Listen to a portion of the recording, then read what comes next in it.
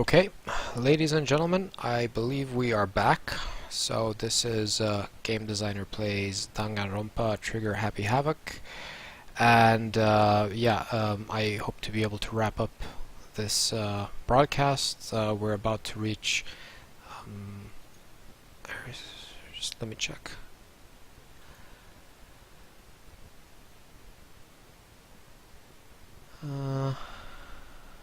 Just want to make sure I'm actually broadcasting, because I can't really.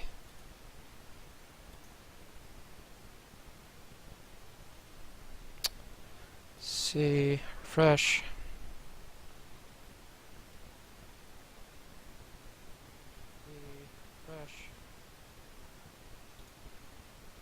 Okay, so let's do this. Welcome back to part 3 of Game Designer Plays Danganronpa Trigger Happy Havoc. We're about to go into our first class trial. This whole thing took a lot longer than I thought it would. It's ended up being about like 90% Let's Play and maybe 10% analysis. Oh, hey Stoic Nord, really happy to have you in the chat. I'm just about to hop into the class trial. I hope volumes and everything are still a go. I'm just gonna have to do a very edited version for YouTube, I guess, later. I was really torn, I felt, between doing something that was like short and sweet and whatever, and providing enough context so people would have any idea whatsoever what the hell was going on with this game. Because if all I did was talk about the game logic and the content and all this other stuff and how everything's organized, that would be fun for the people who had an interest in that and knew enough about the game, but people who didn't wouldn't. So I think I'm probably gonna have 2 sets of these videos when I'm done, like on YouTube. I'll probably have the long version for whoever thinks it's fun to hear me tripping over words while reading off a prompter. And then I'll have the shorter version for the people who just want to see the stuff. So I'm just gonna go visit my X-Mind again before we hop into the game proper again. I don't know if everyone's seen this already, but yeah, I wanted to have a look. So what have we discussed already? One of the cool features about X-Mind is you can do this collapse all thing in case you just kind of lose track of where you were or whatever. So where was it? Collapse all. There we go. So yeah, what have we gone through already? So let's go back to game flow and generic structure. So chapters, chapter 1, prologue, daily life, and now we've done deadly life. We've done the investigation bit, and we've gathered our truth bullets, and we're about to hop into the class trial. And the class trial is going to have mostly generic mechanics. I mean, they're mostly the same for all of the class trials, but that's not an absolute truth. Especially at the beginning, like, they drip feed new mechanics, they introduce new mechanics over time, so the first class trial is not going to have all of the mechanics that you will have towards the end of the game. So yeah, eventually you're going to get to a point where basically all the class trials have all the different features represented in one form or another. I think for the very first one that's not true. Not really that much new on the resources. Front in class trials we're going to have some new resources. I can already look at them a little bit. Health, focus gauge, truth bullets, passive abilities, and SP. We'll get back to those. Features and mechanics, passive abilities, active abilities. Yes. Okay. So we'll return to this once we've gotten to the class trial. Right now, out of context, is not going to make that much sense. So, yeah, let's hop back into the game. Monokuma has told us, hey, playtime's over. It's time to get back into things. Let me just... Right, so...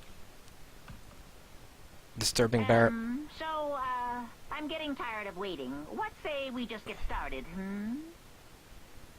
It's time for the long-awaited class trial! Ooh. Now then, allow me to appoint a proper location for the proceedings. Please go through the red door on the first floor of the school. See you soon! The red door on the first floor. That's where I should go. No, where I have to go. Okay, let's go. Ominous looking red door.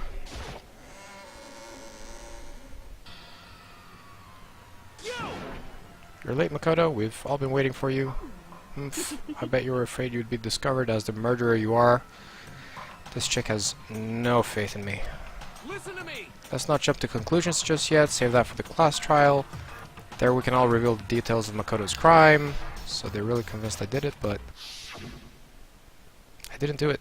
Me and Sayaka both know that all too well. But then, who is the killer? So, the one who murdered Sayaka, is it really one of us?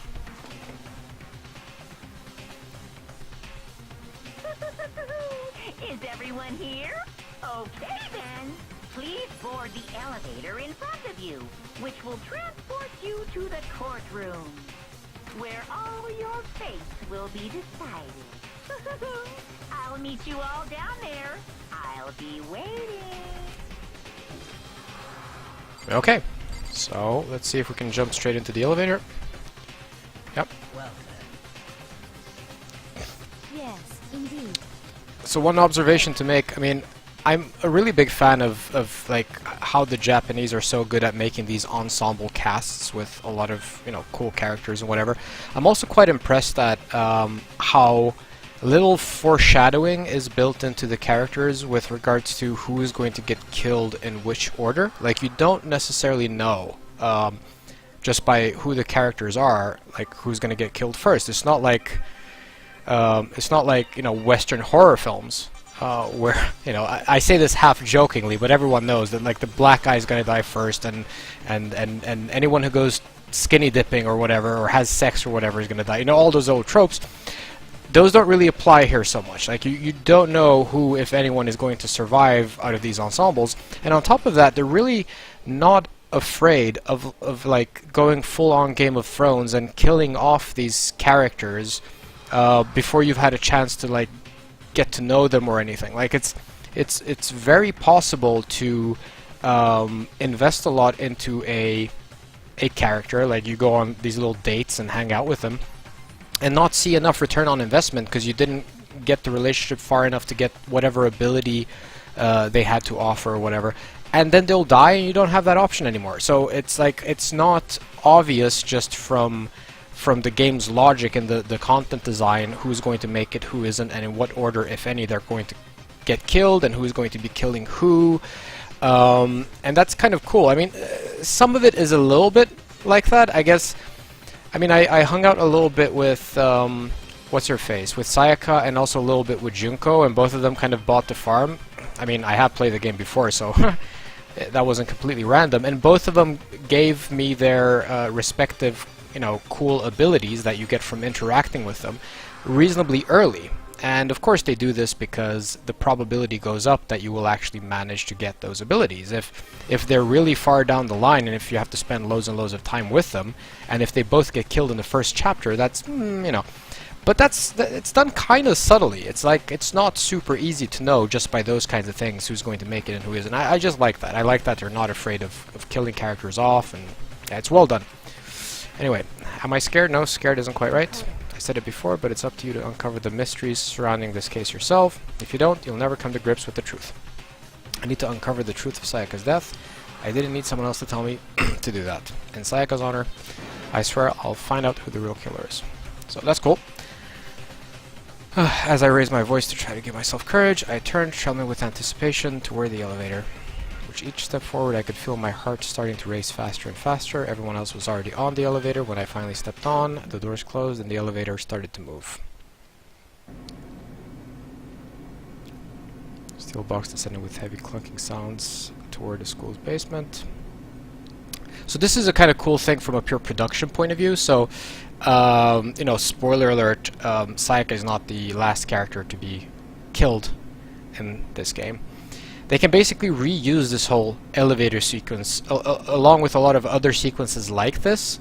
You reuse it exactly the way it looks right now, and you just kind of remove the character's layers. So for instance, if you want to remove Makoto, I'm pretty sure they have a Photoshop layer for him somewhere in the Photoshop file, and they just kind of untick the boxes for who's not meant to be on the elevator anymore, but everyone who's still alive is still going to be in the same pose. So the asset creation for this kind of game is ludicrously easy compared to certain others.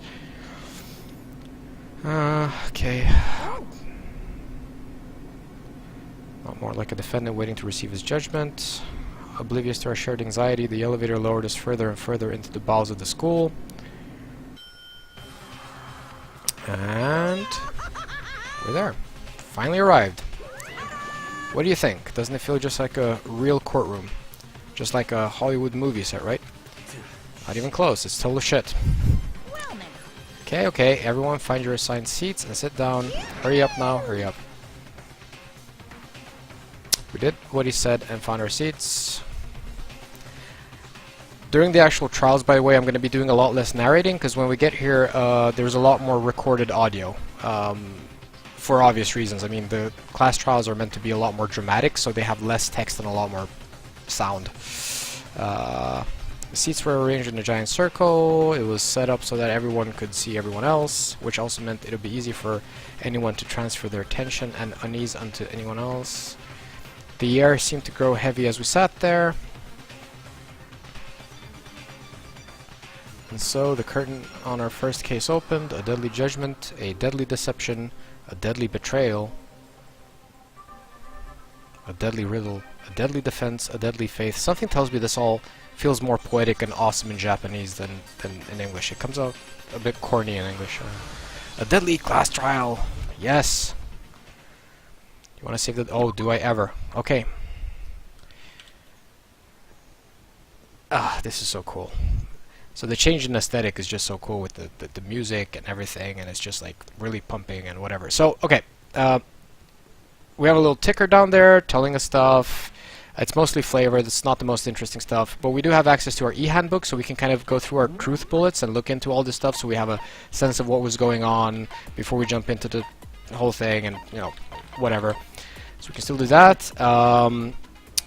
We can look at our presence for some reason. That's not really relevant. We can go to the system, save, and perhaps most important is this whole thing with the skills. We've not really been through the skills yet.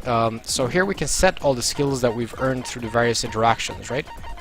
So I have melodious voice, for instance, and I got this one from my relationship with Sayaka, I think. So I can click this one in, and it takes up SP, as you can see in the top left-ish. It uses 3 out of 10 SP, and my understanding is that all the different characters have one of these each, like one special skill each, or maybe there's a couple, I'm not sure.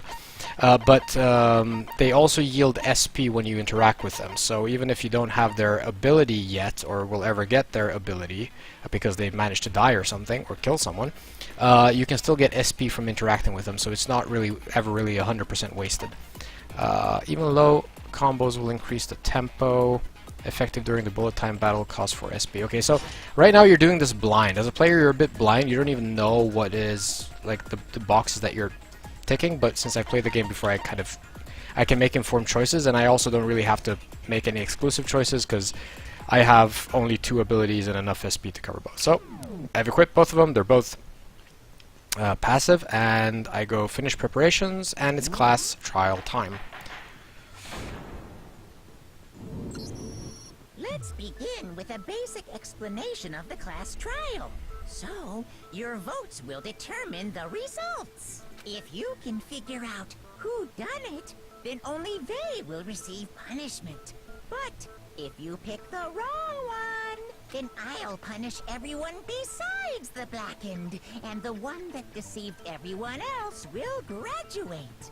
And the killer really is one of us, right? Of course! Okay then, everyone close your eyes, and whoever did it, raise your hand.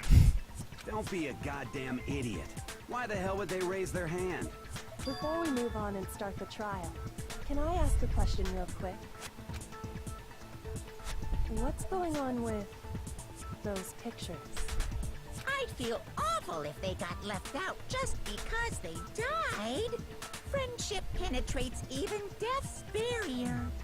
Friendship penetrates? Okay, but there were only 15 of us to be... Oh, no reason. It's just that our little courtroom here can technically fit up to 16 people. That doesn't sound suspicious, does it? Okay, that about does it for the preamble. Get ready to get started. First up is the case summary. Now, let the class trial begin. Anything I found, anything I noticed, I have to be ready to speak up about everything, because this isn't just about me, everyone's lives are on the line. Your first non-stop debate is about to begin. Would you like to hear more? Yeah, they're kind of shit at explaining these things, but I'm going to go through the tutorial anyway. We need a reminder of the keys, and I also know how it's actually supposed to work. They don't explain it very well, and you're going to have to trial and error a few times before you actually get it. As things progress during each class trial, you will engage in a number of non-stop debates. During these discussions, characters will speak one after another without pause. It's up to you to unearth any lies or contradictions buried within their statements. So in a Phoenix Wright Ace Attorney game, there will be pauses, and you can basically sit and kind of ponder any specific statement or whatever. Whereas here, you can still kind of do that, but they're going to kind of flash through your frustum, like in, I wouldn't say real time, but without pause, like they said. So you're going to have to be a little bit quicker on your feet and identify when you have the time to actually pause and think without having to interact with the game. And there are a few places where you can do this. Anyway, what this means is you'll have to use your truth bullets to refute what they say. Any relevant truth bullets you found during the investigation will be loaded into the truth cylinder.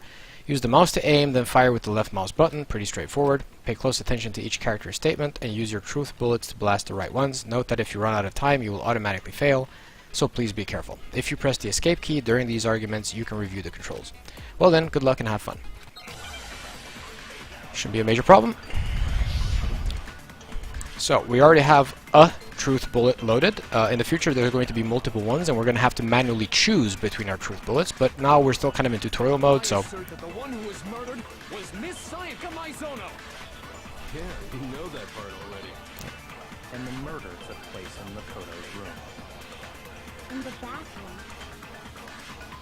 So it seems most likely that the killer must have taken her by surprise while she was in the bathroom. She didn't even have a chance to resist. That was obviously not quite true, right? And our evidence, our truth bullet, suggests Just why. a second, Chihiro. Try to remember how my room looked. With the way things had been damaged, I think we can definitely assume there was a struggle. A struggle? Between who and who? Between Sayaka and the killer, of course. So you're saying Sayaka wasn't caught by surprise in the bathroom? She must have been attacked in the main room first. Then, she ran to the bathroom to try and hide. The killer followed her in, and that's where they finished the job. That much should have been obvious after taking one look at the scene. It shouldn't even need explaining. Sorry. Okay, so what's next? Next is the subject of the murder weapon. Wow, this is starting to sound like a real trial.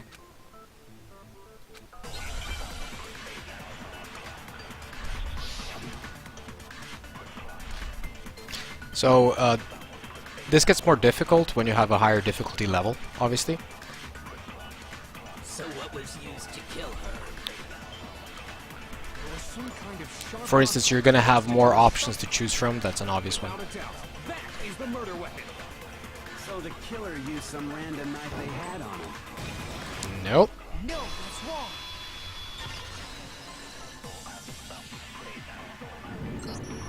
No. I do think it was a knife, but not just any knife. I'm almost positive it was a kitchen knife. Huh? A kitchen knife? After the murder, we discovered that one of the knives from the kitchen was missing. Which means that knife must be the murder weapon. Oh, yeah. I guess that makes sense. You could sort of see the weapon sticking out of her stomach.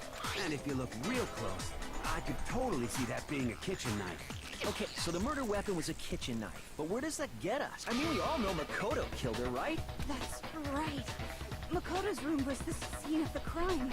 What more proof do you need? Hold on a second. Let's draw our conclusions after we've presented our arguments. Otherwise, what's the point of the trial? Well, we can talk all we want. It's not going to change that conclusion. I don't think that's true at all. I'm sure if we keep at it, something new will reveal itself. You really believe that?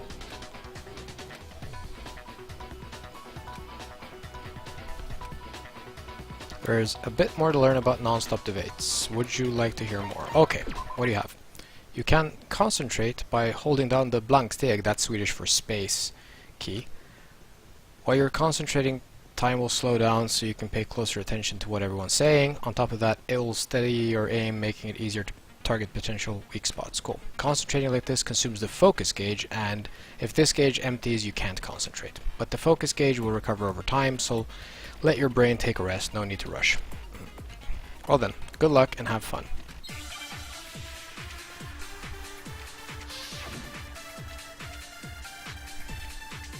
Howie's account, okay.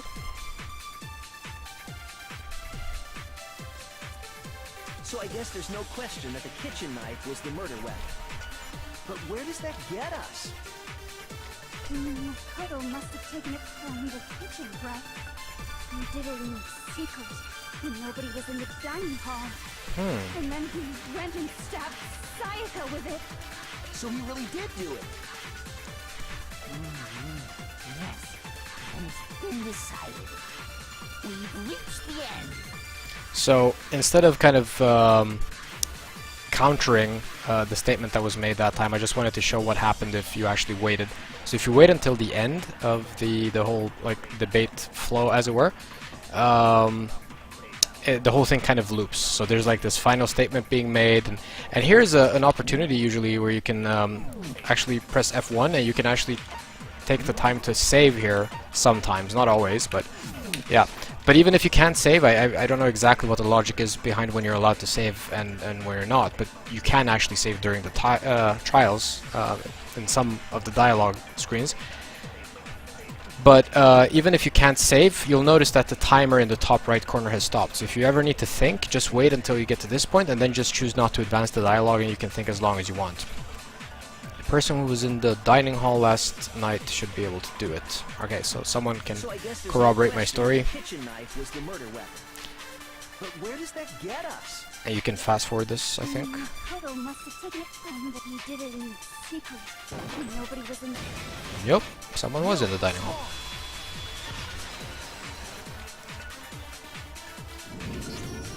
Okay, wait. Hold on. I didn't take the knife from the kitchen.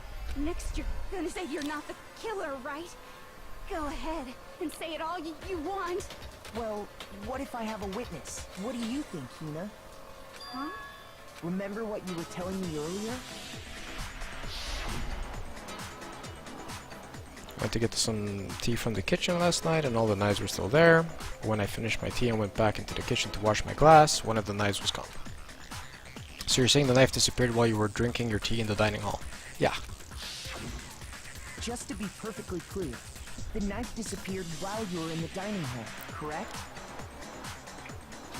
Yeah, that's right.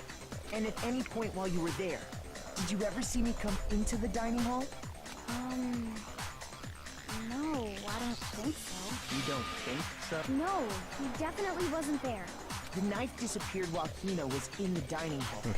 But I wasn't there the entire time. In other words, there's no way I could have taken the knife. Okay, then what about this? What if the idiot swimmer girl and Makoto are in on it together and lying to protect each other? Idiot swimmer girl? Oh, and more importantly, why would I get involved in something like that? Speaking of which, I'd like to ask the bear, if there is an accomplice, do they also become blackened? So you ask, and so I shall answer. Each murder is allowed to have an accomplice, but only the one who does the killing will get to graduate. So in other words, two people can work together, but one of them has no chance of profiting from it. Then there's no way anyone would work together, right? But what if they did work together and they just didn't know about the rule? Ugh, good grief! Enough already! No, okay? There are no accomplices in this case! Oops! Did I say that out loud? Anyway, I didn't go to the dining hall, and I didn't take the knife, so I'm not the killer. Okay, so then, who did take the knife? Hina seems the obvious candidate. After all, she just said she was in the dining hall. Well, no way! I swear it wasn't me! Sure, but I can. That's right. Sakura was with me the entire time I was drinking my tea. I hate to have to ask, but just to be sure, Sakura's... Me. Right. But then, couldn't either one of them have grabbed the knife? Actually, no. Because Just spit it out. I stayed in Hina's room I got so scared thanks to those creepy videos. Which means we have airtight alibis. You stayed over? Doesn't that violate one of the school regulations? We're not allowed to sleep anywhere but the dorms, but it doesn't say we have to stay in our assigned room, so I don't think that's a problem. It is a problem! A boy and a girl spending the night together? It's unwholesome! Dude, it's not unwholesome. There are a lot of things going on here that are a lot less wholesome. but I'm a girl. There is that also. You are? Oh my gosh, I'm so sorry! But if it wasn't either of you, then what other possibility is there? Actually, there is one. Oh, yeah, that's true! One other person did come to the dining hall while we were there. Why didn't you say so in the first place? Well, because they're not here anymore. Sayaka. She's the one who came to the dining hall. And then later, she wound up dead. Okay, so the person who took the knife from the kitchen was Hina, Sayaka, or Monokuma. I'm gonna go with Sayaka. Okay. Then, Sayaka is the one who took the knife? That's the only possibility. And thinking back on it, she was acting kind of unusual. When she came into the dining hall, she didn't even look at us. As she left, she said she just wanted a drink of water. But most likely...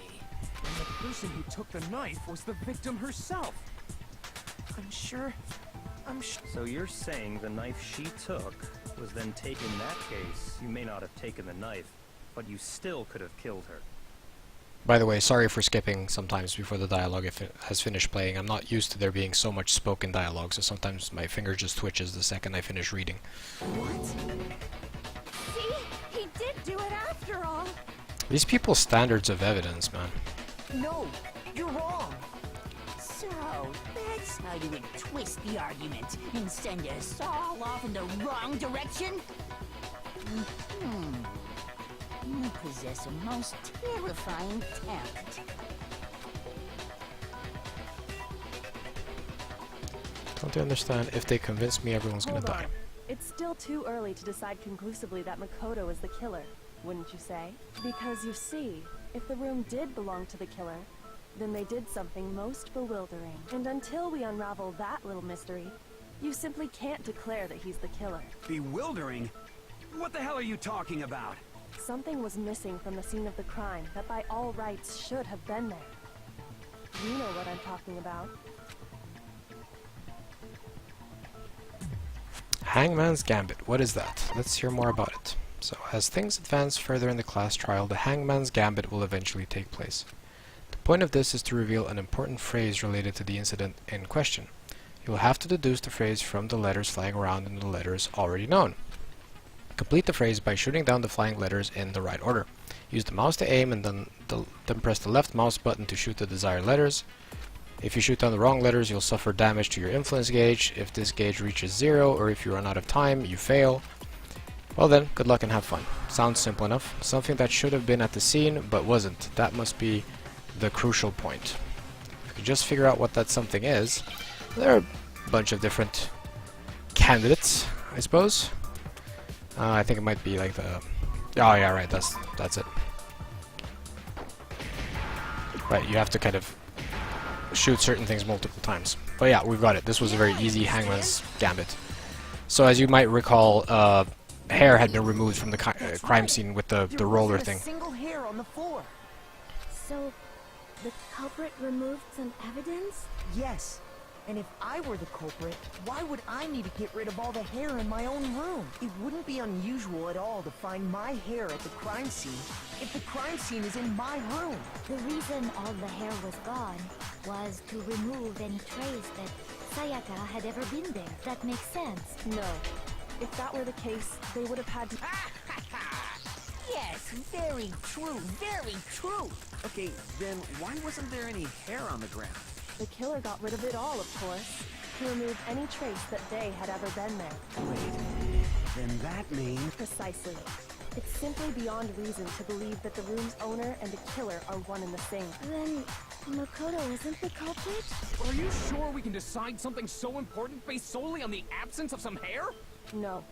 There are other reasons that prove why Makoto couldn't have done it. I would like to hear these reasons. Do you remember anything remarkable about the bathroom at the scene? Sayaka was attacked in the main room first, then fled into the bathroom, right? Yeah, then they ran after her, got into the bathroom, and stabbed her. And how did the killer get into the bathroom?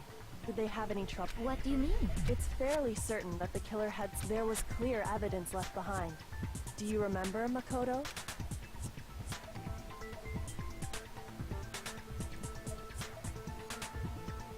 So, the killer struggled getting into the bathroom, and the evidence that proves it is, and at this point I'm going to be allowed to, I think, choose stuff from a list. So the list is still the same truth bullets, it's just like a different mechanic. At this point I'm not 100% sure why you would do one or the other. I guess it's because, like, in this instance, I mean, it's a slightly lower challenge at this point to answer this question than it is to do like one of those real-time debate type things, especially when more and more things kind of add up, when there are more sentences that you could potentially attack, which kind of happens further into the game. Whereas this is relatively easy by comparison. You get a very, very clear question and there can only be one right answer, and you don't have to combine it with any specific sentence that you're trying to contradict. So this is like a lower level of difficulty, and there are plenty of reasons why you would want it to be at a lower level of difficulty. One reason could be that you simply want to tell the player more things in a less stressful environment, and you want to make it really clear to the player what has been going on or is going on, and you can't afford the player getting confused by the action elements like the hangman's gambit or anything like that. So you want to make sure that the player has understood what's happening, but you don't want to throw a bunch of moving stuff at them or, like, you know, whatever. The object the killer broke. What did they break?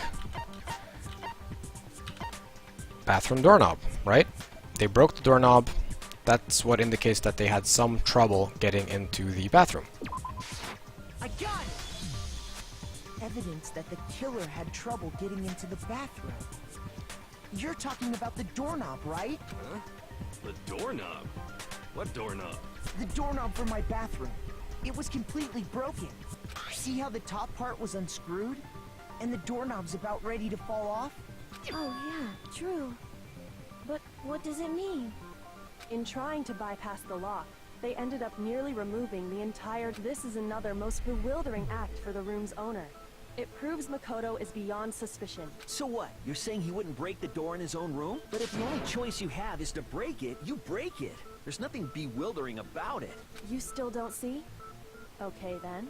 Let's take another look at how the incident unfolded. Hopefully that will help you understand. Kyoko said it was a bewildering act. I almost didn't notice it at first, but is that the key point here? There's a bit more to learn about non-stop debates. Would you like to hear more? Absolutely. From here on out, the number of weak spots will start going up. But no matter how many weak spots, there's essentially only one lie or contradiction in that debate. What I'm trying to say is not all weak spots you see are necessarily false. Use a truth bullet on the wrong one, and not only will you fail to refute what they said, but you'll also lower your trust with everyone, and your influence gauge will take damage. Now this is important because if your influence gauge reaches 0, you fail. You'll have to rely on your own logic to determine which weak spots are actually lies or contradictions. Well then, good luck and have fun.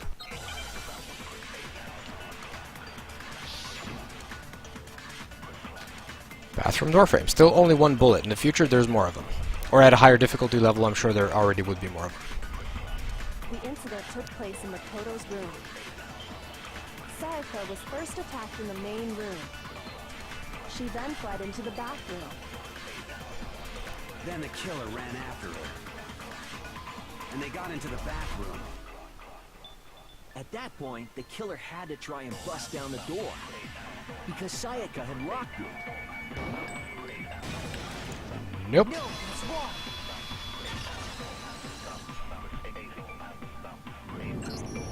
The reason my bathroom didn't open wasn't because it was locked. After all, the girls' rooms are the only ones with walking bathrooms, right? Yes, now that you mention it, that is true. Then why didn't your bathroom door open? Because it was stuck. Huh? What are you talking about? My bathroom door doesn't fit in the frame quite right. Monokuma over there can testify to that. Yup, true as true can be. But you know, you're supposed to be the ultimate lucky student, right? But to have such a cruddy door, that's not lucky at all. So the reason the door didn't open was just because it was stuck. But the killer didn't know that and assumed it was locked. So they tore apart the doorknob to get in. Okay, but then why would the killer even think the door was locked in the first place? Everyone should have known you can't lock any of the boys' bathrooms. The killer could easily make that mistake, thanks to one important detail about the scene of the crime.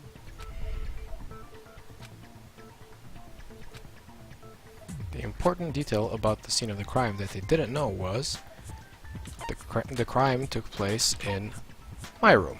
The killer did not know this. They thought they were in Sayaka's room. I got it! The killer must not have realized that it was my room. What? Are you saying the culprit didn't even know where he was? That's inconceivable. And yet, he's absolutely right. Say what? Well, to be more specific, what the killer didn't know was that Makoto and Sayaka had switched rooms, which is what led to the misunderstanding about the bathroom. If Sayaka had been in her own room, then there would have been a lock on the door, and they would have had to break through. So they had no idea how unnecessary their actions were.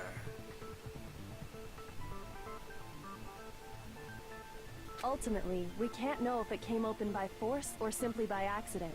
But the killer must have been considerably confused, with no idea how they actually got the door open. Regardless, it was a pointless act. Wasting time trying to break down a door that wasn't locked is... definitely something I wouldn't do, since I would have known exactly why it wasn't opening, right? That is a definite possibility. So the killer would have to be someone who didn't know they'd switched rooms? Then Makoto couldn't have done it. That's what I've been trying to tell you. Okay, then who did do it? I'm sorry, but I give up! Quit without saving! But what happens if we can't decide on who we think did it? Well, why don't we just vote right now? Majority rules! Majority rules? You really think that's a good idea? Yeah, our necks are on the line here. Does no one have any other thoughts or questions? It does not matter how trivial they may seem. Oh, as a matter of fact, I do have one question. Oh, you... You don't gotta sound so disappointed. It's fine, it's fine. Just ask your question. Oh yeah. Okay, so, well, I was just wondering, how did the culprit get into Makoto's room in the first place? Yes. How did the killer get inside? Maybe Sayaka just dropped the key somewhere and the culprit picked it. I don't think so. That seems way too convenient. Then maybe someone picked the lock? Negative! If you remember, Monokuma made it quite clear that the locks are all unpickable. Fine. How about this? The killer got in the easy way. They could have knocked and said they wanted to talk or something, and Ms. Maizono just let him in. No, that can't be it either. Oh, trying to argue against me? Sounds like someone doesn't know his place. Hello? Why exactly can't that be it?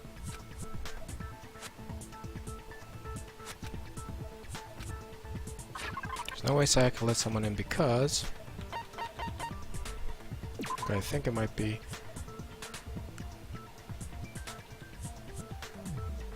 Right. I got it!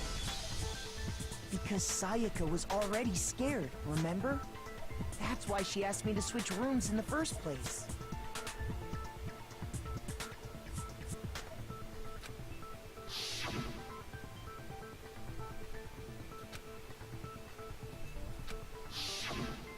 knowing what she'd been through, I just can't believe she would have opened the door for anyone. What if her being scared was a lie? Huh? Well, what the hell is that supposed to mean? Why would she lie about something like that? I know you don't want to consider it, but look at this and tell me. Can you still deny the possibility? There's something I want to talk to you about, just us two. In 5 minutes, come see me in my room. Check the nameplates to make sure you don't get the wrong room, okay? I found a notepad during my search, and I shaded in the top sheet with a pencil, and these are the words that appear. Oh man! I've totally seen people do that on detective shows. When you write, it can leave an imprint.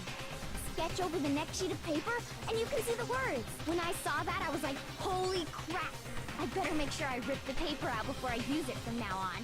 It's a pretty old-fashioned technique, but even the classics can be surprisingly useful sometimes. Oh, and I should also mention, I found the notepad on the desk in Makoto's room. Huh? Which means only someone who had been in Makoto's room before the incident could have written it. Then either it was Makoto who lived there, or Sayaka who switched rooms for a single night. So, Makoto, did you write this? No, I didn't. But Of course you didn't, because the note also bears a perfectly legible signature. Sayaka's signature. Then that note, Sayaka wrote it? but why? Why would she write that? The note was likely her way of getting in touch with a certain someone. She must have slid it under their door to let them know she wanted to meet with them in secret. If you got an invitation like that from the ultimate pop sensation, what young man could resist? Of course, I'm only into 2D, so it wouldn't have any effect on me. But can we be sure anyone even got this note? And honestly, even if they did, I do not think they are at all involved in what happened. Huh? What makes... Would you like to hear what I have to say? Very well then. Pay attention. Okay. What you got, Celeste?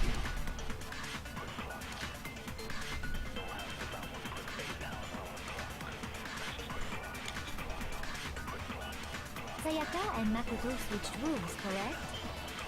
But in the note, the place they were asked to come to, it specifically says, my room. I see. So if someone read that note, then they would have gone to Sayaka's room. Exactly. The room that Makoto was staying in. So in other words, even if someone did read the note and did what it said, they would not have any connection to what happened. It certainly would seem that way. But would it though? Not quite sure. My room is also that it has to be because we could switch between my and Sayaka's rooms. Right, so here we go. Nameplates. I think I remember this one. Obviously, so the nameplates were switched, and the notes say so, or the note says so. So if someone read, then they would have gone to Fast forward a little bit. The room that Makoto was. Right. Except no, because they had been switched around.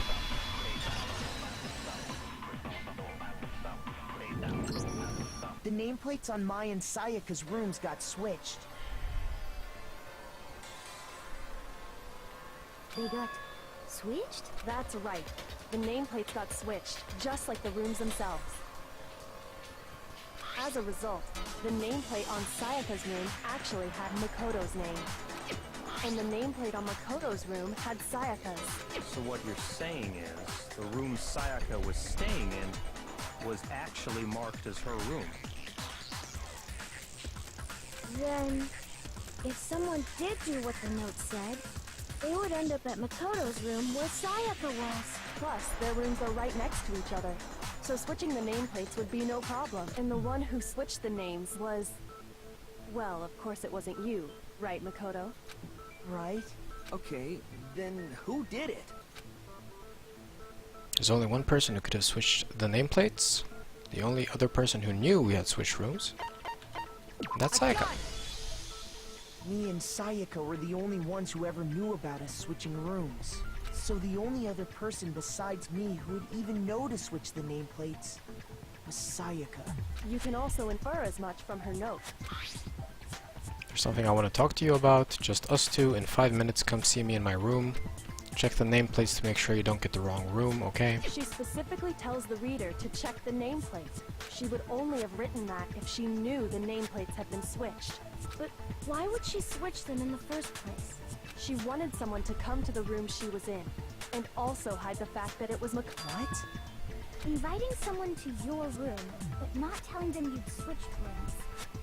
Why would anyone do that? To understand that, we first need to understand what happened after she invited the person into the room. That's where the answer lies. What happened then was probably whoever she invited over came in and attacked her. We figured it out. We know who did it. But we still don't know who it is, you goddamn idiot! Sayaka fought with her killer there in the room, yes? Perhaps the answer to our previous question lies in that initial struggle. Yes, I think you're right. Then... we just have to figure out what happened during the fight. That reminds me. There was a replica sword at the murder scene. Was that perhaps used during the fight? Oh yeah. What's the deal with that sword? Sayaka suggested I should hold on to it. I thought it might come in handy if I had to defend myself. It seems pretty likely that the killer used it to break Sayaka's right wrist. How the hell could you possibly know that's what broke her wrist? The reason I know Sayaka's wrist was broken with the fake sword is because, when you look at her wrist, there's no doubt. Right, so if you look at her wrist was glittery. I got it! All you have to do is take a good look at her broken wrist, and it should become pretty clear. Right there where her wrist is all swollen. There's something glittery there. See? Is that gold? It sure is.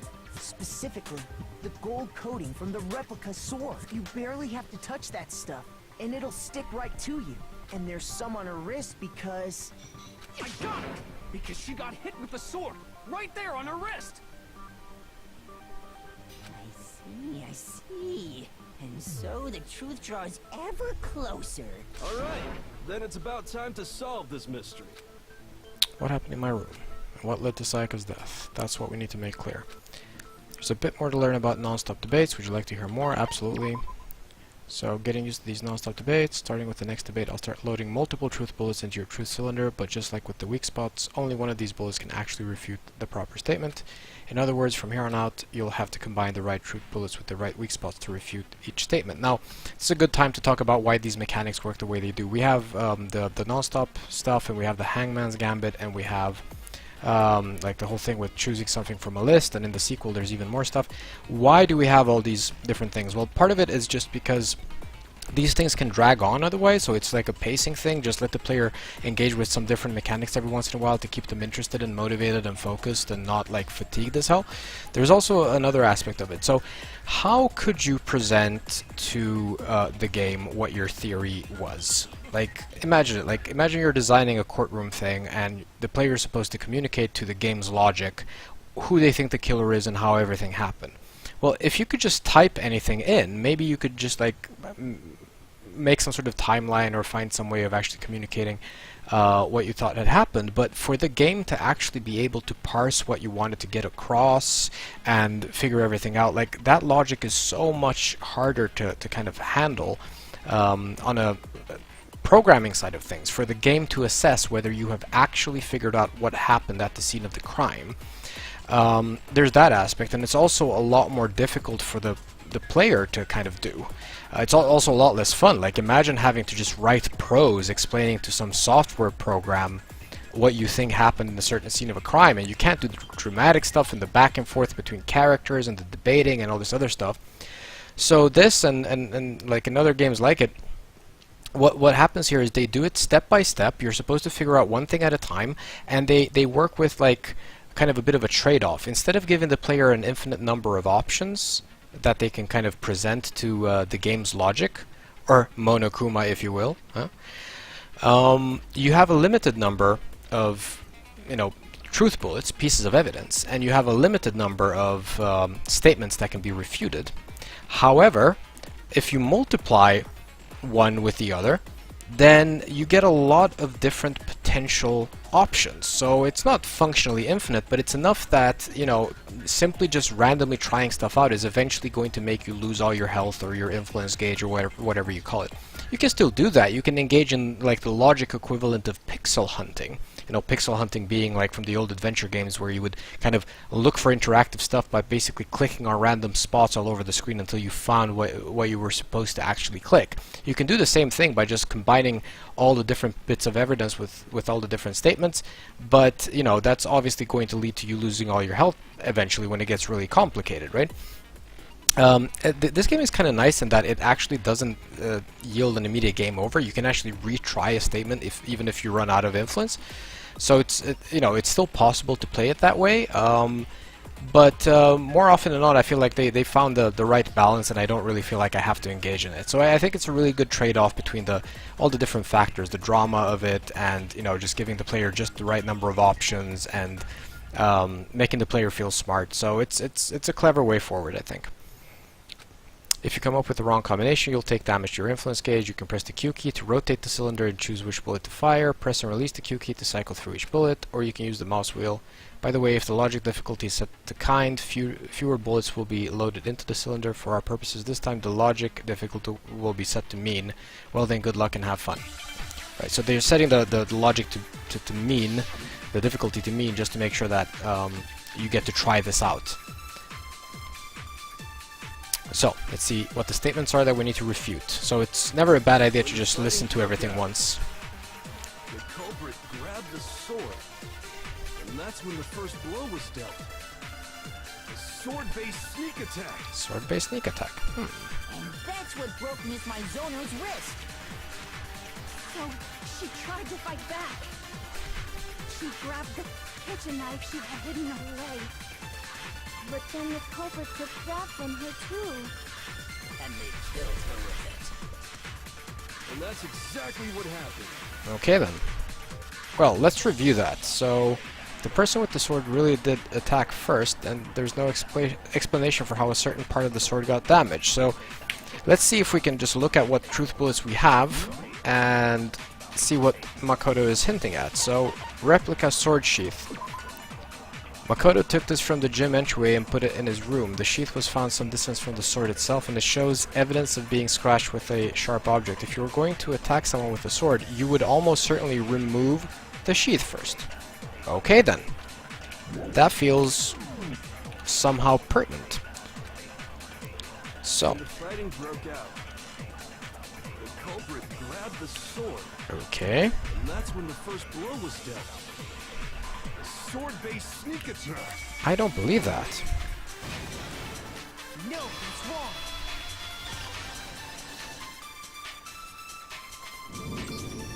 Actually, no. I don't think the fight started with the sword. Why not? Because the sword sheath had been scratched. See? There's a gash in it. Like someone cut into it with something sharp. Something sharp? You mean like the kitchen knife? That was the only sharp thing found at the scene. Stop jumping ahead. Slow down and explain it so I get what the hell's going on. If the sword was used first, there wouldn't be any explanation for the scratch on the sheath. If you were going to attack with the sword, you'd take it out of the sheath first, right? That's true. With the sheath on, it'd be heavy and bulky and useless as shit. Okay, so how did the sheath get damaged? How indeed. If they got attacked with the kitchen knife, maybe they grabbed the sword as a defensive impulse. In that situation, there wouldn't be any time to actually unsheath the sword.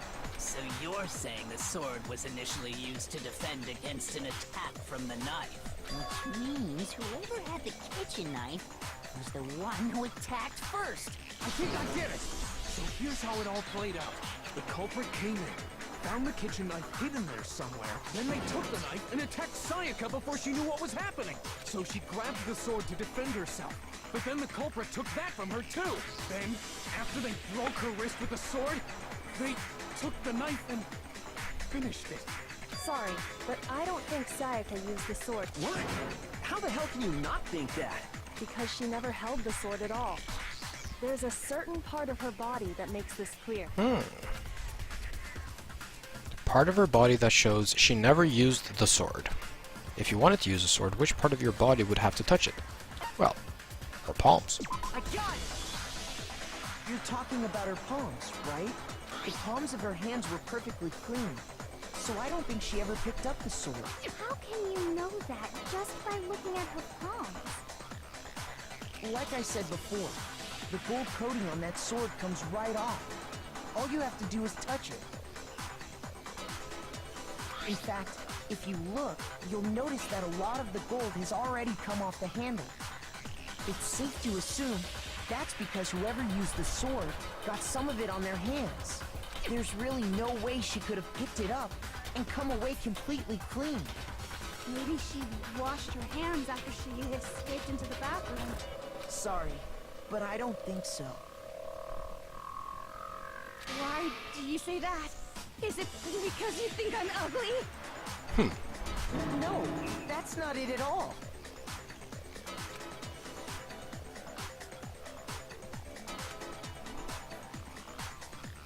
There's a certain regulation that talks about what happens to the bathrooms at nighttime. Water was off.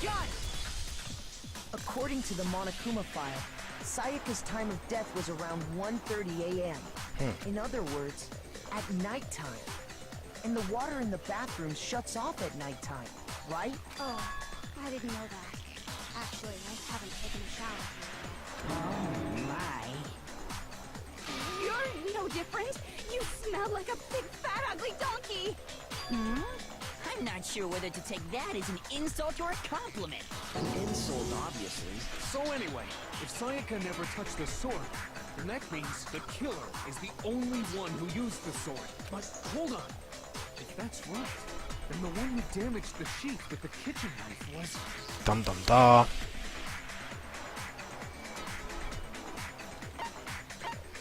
I got it! Sayaka? She had the kitchen knife? But we already said that the attack started with... The person with the knife attacked first, and the sword was used as an impromptu defense. And the one who attacked first was... Sayaka? Now do you understand? She wasn't a blameless victim in this. No, far from it. It's almost as if she'd been planning to commit a murder of her own. She took the knife from the kitchen, then invited the culprit to the room she was staying in. And if it's true that she had the kitchen knife and attacked without provocation... Indeed. These are all the actions of an assailant. Which brings up another point. Makoto, Sayaka was the one who suggested you two switch rooms, correct? Maybe the reason she wanted to switch rooms was so that she could pin the crime on you. That is a possibility, is it not? Sayaka wanted to... on me? That would also explain why she would switch the nameplates. She wanted to get whoever she had targeted to come to Makoto's room where she was staying. And by committing the murder there, instead of her room, that would implicate Makoto. But for that to work, the target had to be lured out while still keeping the room swap a secret. So one of the advantages of having this big ensemble of characters in your cast is that they can come up with all these kinds of theories and explanations that are consistent with their character, and that it wouldn't make sense for Makoto to come up with on his own all the time. Like, who do you have to be able to have all of this that's being said by the group as an internal monologue? If the target knew she had switched rooms, they would have become suspicious right away. So all that's why she switched the names? But doesn't that plan seem a little risky? For one thing, even if her plan worked, Mr. Naegi would just tell everyone they'd switched rooms. I don't know. I'm not sure our soft-hearted Makoto is capable of that kind of cutthroat behavior. I'm sure Sayaka realized the same thing, which is why out of all of us, she asked him to switch rooms. Plus, she was the ultimate pop sensation. A totally forgettable kid. Or a national superstar. Who are you more likely to believe? Wait, then you're saying she had this all planned out? Holy shit! But in the end, her plan backfired.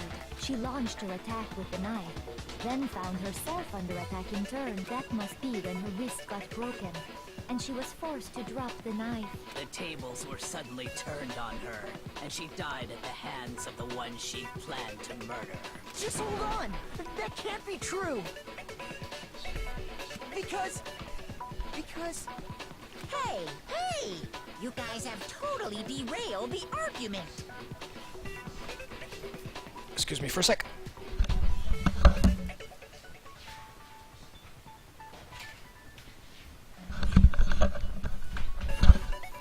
You're being super boring right now. Come on, hurry up and decide who did it. Wouldn't it be awful if I had to punish you all just because you ran out of time? Oh yeah, we gotta decide who we think did it. Makoto, right now you just need to concentrate on figuring out the answer to this mystery. If we can't uncover who murdered Sayaka, it's over for all of us. Obviously, I'm committed to finding out who killed her, but what can I do? I mean, as far as clues go, there's nothing left. Or is there? Da, da, da.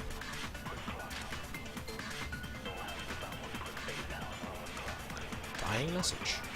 Oh yeah, those numbers. It's easy just to say, hey, decide who did it. But there just aren't any more clues, right? Very well. Then let's review all the clues we found up to this point one more time. Do we really have time for all that? Die! Die! If we don't do something, we're all gonna die! She's a bit dramatic. Still one clue left. I'm sure of it. Yeah, and we have the truth bullet, so It's easy obviously. just to say, hey, decide who did it. But there just aren't any more clues, right? Where's the one? No, it's wrong!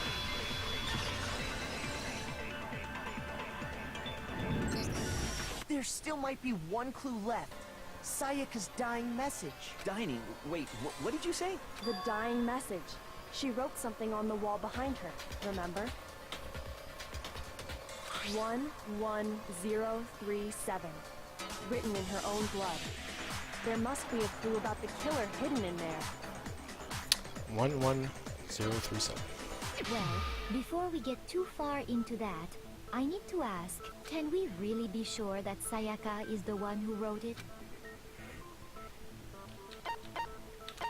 Yeah, remember a finger. I forget if it was the left one, but it's the only finger in this list, so I have to conclude it's the left index finger. I got it! Her left index finger had blood on it. That could only be because she used that. I see. She broke her right wrist during the fight, so she'd have to use her left hand to write. Sure. I think we can all agree Sayaka wrote it. But still, what the heck do those numbers mean? 11037? Hey, Chihiro. You're a computer nerd or whatever, right? You should know all about numbers and shit. No, that's not... Yes, I'm a programmer, but I don't see any kind of meaning in these numbers. Of course.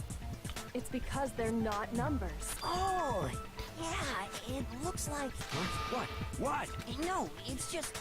look at the numbers, assuming they're not numbers. Don't these first two, 1-1, look less like two numbers and more like one letter?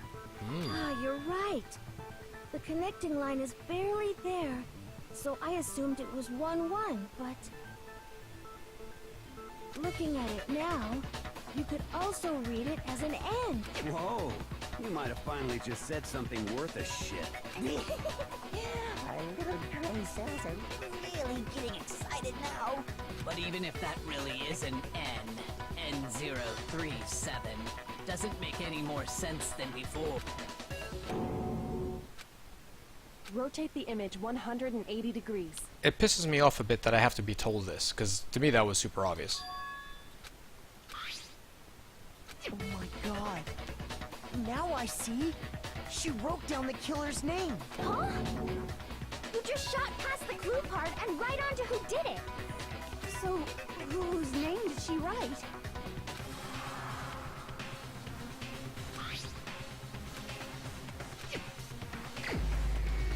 Okay.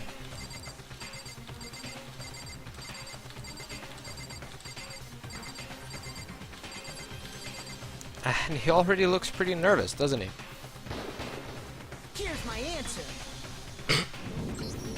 The key to solving this mystery was simply to rotate the writing 180 degrees. Sure, if someone would have gotten the idea right then and there in the bathroom, none of the other evidence would have been that necessary. Good thing we had it, but, you know. If you turn the message around, it becomes the letters L-E-O-N. L-E-O-N. Or more accurately, Leon. What the hell are you talking about? It's just a coincidence. It's just a bunch of random squiggles that happen to look like my name. No, it's not random at all. She wrote that message on the wall behind her as she was leaning up against it. In that position, she couldn't move to write normally, and had to write upside down, as it were. And as a result,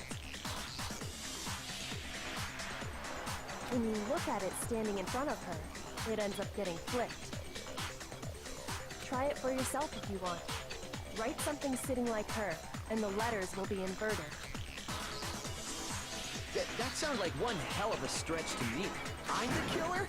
You can't just go and say shit like that. If you're not the killer, then why did you try to destroy the evidence? Huh? You know what I'm talking about, right, Makoto? The evidence Leon tried to get rid of?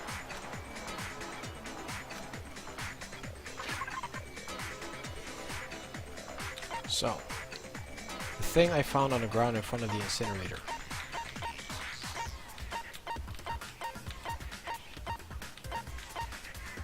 That. I got it! You mean the burnt shirt piece I found laying on the ground by the incinerator, right? As the killer stabbed Sayaka, they must have gotten some of her blood on them. And to dispose of the shirt covered in the victim's blood, they threw it into the incinerator. But one piece burned off and got left behind. And the killer didn't notice. If they had, they most certainly would have panicked. Isn't that right, Leon? But is one scrap of fabric enough to conclude that Leon is guilty? Yeah, I mean, Leon's not the only one wearing a white button-up. That's right. There are plenty of other people here with shirts like mine. But just that one little charred piece, there's no way you can say for sure who it belongs to. You're right. That alone isn't enough. But there are... Are you finally starting to understand?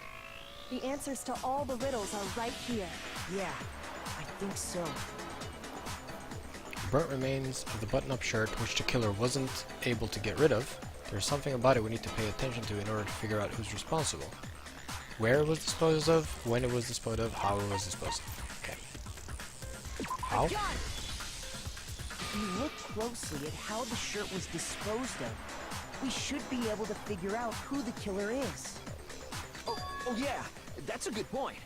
I think I know what you're gonna say. You can't reach the incinerator without opening the gate in front of the trash room, right? And obviously, you wouldn't be able to hit the switch to turn it on either. You'd need the key to get in. And the one with the key was the person on cleaning duty. So the killer had to be whoever was in charge of taking care of... Interesting.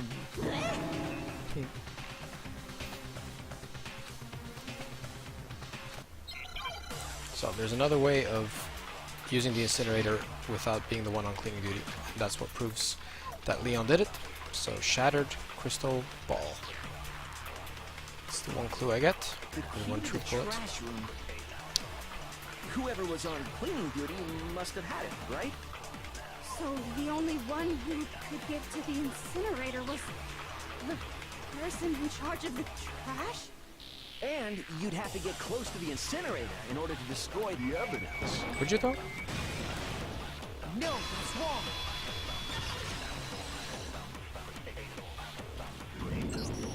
Hold on. I think I know how someone could dispose of the evidence without using the trash room key.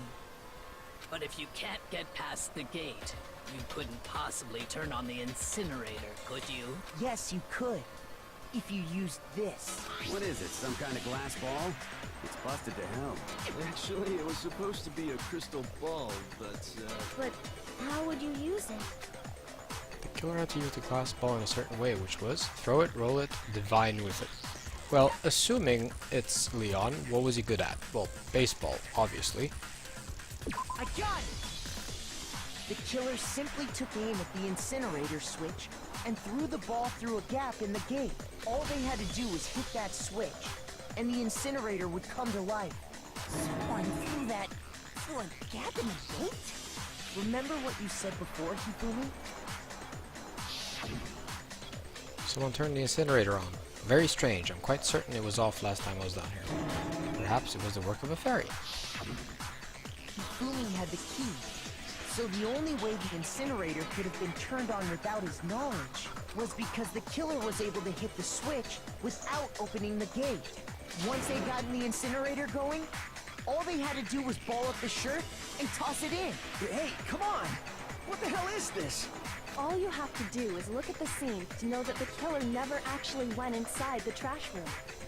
The shards of broken glass, the incinerator left running, the piece of shirt that escaped the fire. If the killer had been on cleaning duty, the evidence would have been taken care of much more thoroughly. Yep.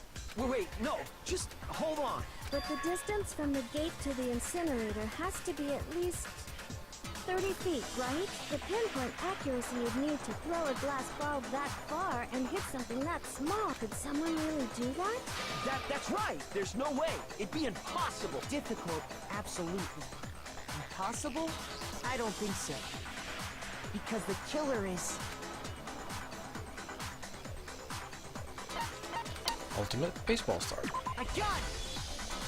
Because the killer is the ultimate baseball star. Isn't you? Do you have any idea how stupid you sound right now? A target 30 feet away would surely be little challenge for the ultimate baseball star. You can't be serious. I'm not the killer! These goddamn shipper brains have got it all wrong, I'm telling you! You still won't admit it? Okay then, Makoto. Go ahead and review the incident one more time to make his crime, and with that, we can end this. Listen to me! What the hell do you mean, end this? Say what you want, Leon. But all the questions have been answered, and the truth has been revealed. Now here's what happened. Closing argument is about to begin. Would you like to hear more? Not at all at this point. I know how it works. So it's basically, you have to kind of... You're making a timeline, right? So what you're doing is you're clicking stuff, and it gives you a hint as to what is supposed to go into that thing. My room was the scene of the crime. The incident began when the killer entered. So down here, and we can kind of use the mouse wheel to kind of scroll if we want, are different like story panels that you can put here where the question mark is, and the question mark, like I showed before, actually gives you a hint as to what's supposed to go in there. Right? So my room was the scene of the crime. The incident began when the killer entered. Okay, that looks about right. Okay, so the killer goes into what they think is Sayaka's room, and Sayaka attacks them. By the way, this confused me at the beginning, but because I tried to go from here and in that direction, but it's a manga, which is kind of Japanese, so you're supposed to go left.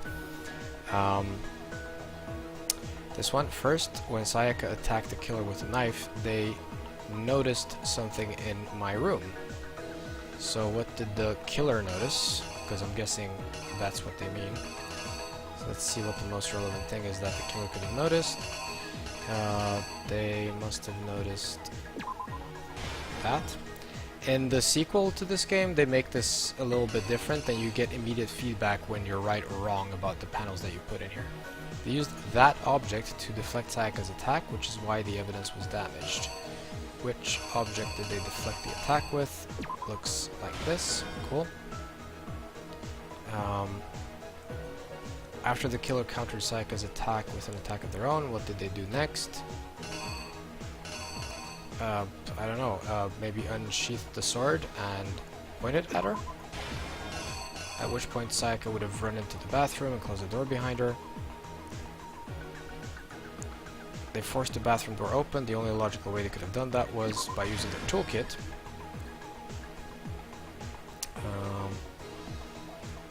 After she was stabbed, Sayaka used the last of her strength to leave something behind. Well, I think we know what that was. It was that.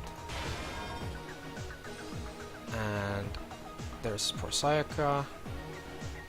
So the killer used an item in my room to help dispose of evidence, which was the lint roller to remove hair strands, right? And then they proceed to try to incinerate stuff using the incinerator. The object the killer threw to activate the incinerator must have been this thing, right? The crystal ball. And then they proceed to throw their shirt in. What the killer threw in the incinerator was... Now we need to find the thing. What did they throw in there? This fabric thingy. The piece of evidence left behind in the trash room was... Right? So now we can press a button to reenact. So here's the thing, like, this is an interesting little thing where, like, you do have a lot of time or whatever, but the point of this whole exercise is you're supposed to do the reenactment, and it's a one big massive linear and proposition. Like, if you're wrong at any one point, the whole reenactment kind of falls apart. So this is the thing that is hardest to pixel hunt, right?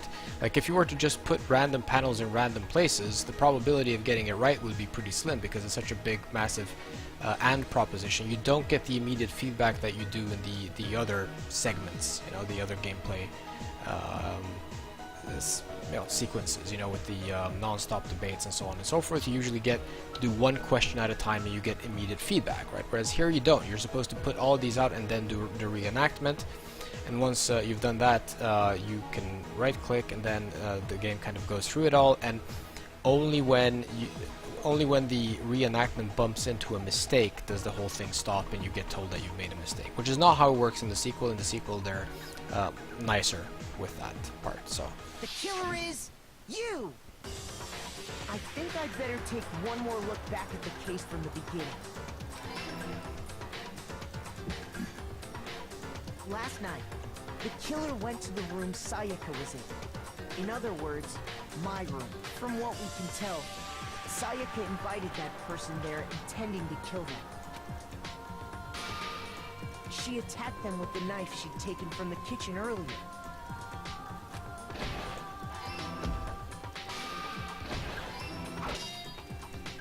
But then something happened that she wasn't prepared for. They grabbed the fake sword I put in my room and fought back. During the struggle, a strike from the sword broke Sayaka's right wrist. And that's when she lost her grip on the kitchen knife. Finding herself cornered, Sayaka panicked and ran into the bathroom.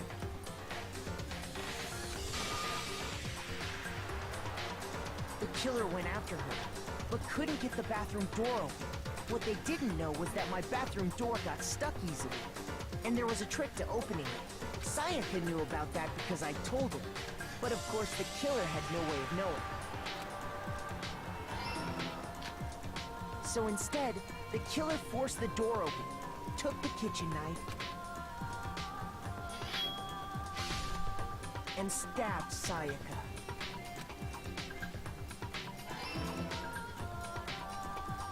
But with what strength she had remaining, Sayaka left a dying message. To keep the killer from noticing, she wrote it on the wall behind her. And with that, all her strength was gone. With Sayaka dead, the killer quickly began destroying the evidence. First, they took off their shirt, which was covered in their victim's blood. Then they took the lint roller in my room and cleaned up the entire area. They wanted to make sure they got rid of any trace they'd ever been there. Afterwards, the killer headed to the trash room to destroy their bloody shirt. They tried to burn the shirt using the incinerator there, but the trash room was blocked off by an especially sturdy gate, preventing access to the incinerator. So they came up with a plan to use Hiro's crystal ball, which he'd left in the laundry room. The killer managed to throw the ball through the gap in the gate and hit the incinerator switch. For any normal person, That'd be an impossible throw. But the killer had the confidence to take a shot. And that's because the killer was the ultimate baseball star. The crystal ball, thrown with absolute precision, hit the switch on the incinerator, which then quickly roared to life.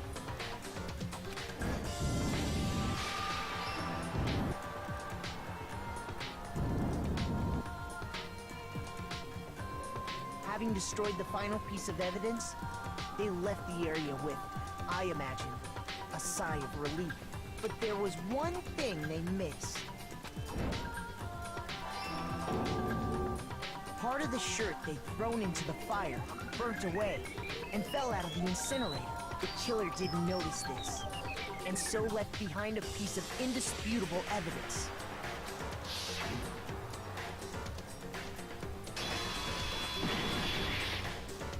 Isn't that right, Leon?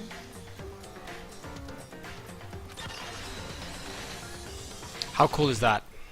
That's so well It would done. appear that hero simply forgot his crystal ball in the laundry room. You went there to try and wash the blood out of your shirt, and that's where you saw it, right? Seeing the ball, you thought of a way to take care of everything. So, Leon, do you object to anything that's been said? Do I object? Hell yes, I object! Of course I do! I object! I object! I object! I mean, all of this is just a bunch of stupid theories! You need evidence! Where's the evidence? Without evidence, it's all bullshit! It's bullshit and I refuse to acknowledge it! See, even if he's cornered, it would be best to get a confession out of the guy. So let's see if we can get him to kind of confess. Well then, I guess this is as good a time as any to present the evidence that proves you did it. Makoto, I believe you're in possession of that evidence. First bullet time battle is about to begin. Would you like to hear more? Okay. Sometimes during a class trial, your opponent simply won't want to hear what you have to say. When this happens, you will engage them in a head-to-head battle. We like to refer to this as a bullet time battle, aka the BTB, by the way. During the BTB, you want to destroy your opponent's statements in time with the rhythm, so it's basically a rhythm game. Match your button presses with each tempo marker as they move across the screen and reach the center. Press the right mouse button to lock onto an opponent's statement. Destroy the statement you've locked on to with the left mouse button as the tempo marker reaches the center. Use this method to deal damage to your opponent. If you can't pull it off, you'll be the one in pain. Okay, so this is the last little gameplay thingamajig they're going to teach us, and everything else in the future is basically going to be variations of it. Do this consecutively and you'll start a combo, keep this going, and you'll initiate a tempo up. On the flip side, if you keep missing, you'll get into a tempo down situation. When the tempo changes, so does the timing for hitting each button. So watch out for that. Deal enough damage to your opponent and their weak spot statement will appear. At that point, you can press the left mouse button to shoot it down with a truth bullet like any other statement. Refute their statement fast enough and you'll come out victorious. But just like before, if your influence gauge reaches 0 or if you run out of time, you fail. Well then, good luck and have fun. And obviously in this first one, at the very end when I'm supposed to shoot the truth bullet, I'll only actually have one, but in the future I'm going to have to choose between multiple ones, I think. When the killer removed the screws from the doorknob, they didn't use anything from your room to do it. Instead, they must have used something that belonged to them. I refuse to acknowledge you! You're stupid! Stupid, stupid, stupid!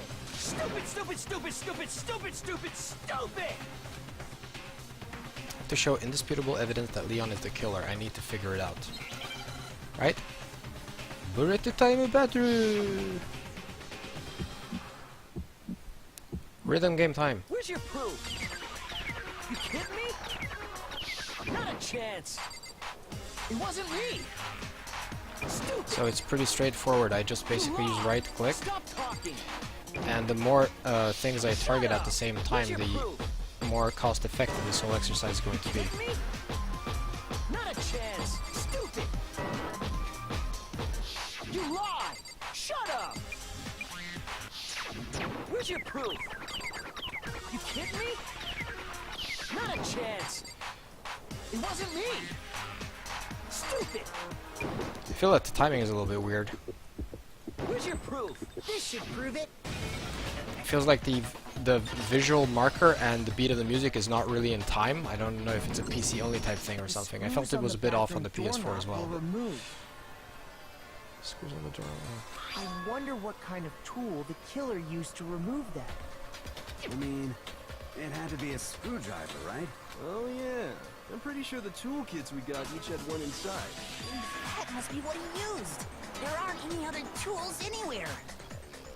But the toolkit in my room had clearly never been used. That's because the culprit didn't know it was your room. They thought they were in Sayaka's room. Only the boys got toolkits, so the killer naturally assumed there wouldn't be one in there. Okay, then whose toolkit did the killer use? Stupid, stupid, stupid! It had to be their very own toolkit. Stupid, stupid, stupid, stupid, stupid! Leon, would you mind showing us your toolkit? If I'm right about this, then the screwdriver will show some evidence of being used. Stupid, stupid, stupid! Huh? And if you say you used it for something else, you'll have to explain exactly when, where, and why. And let me say this right now. I lost it isn't an excuse at this point. Stupid. Stupid.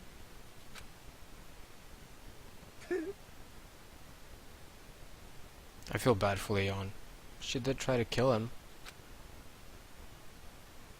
So, you have no rebuttal? Then it would seem we are finished here.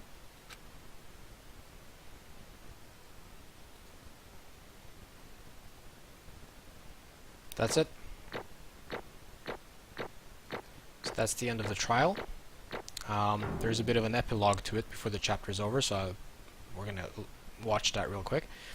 But from a purely mechanical point of view, I think we've pretty much covered most, if not all, of the game by now, right? So bringing up the mind map that I made before, now we can look at more of the class trial stuff than before.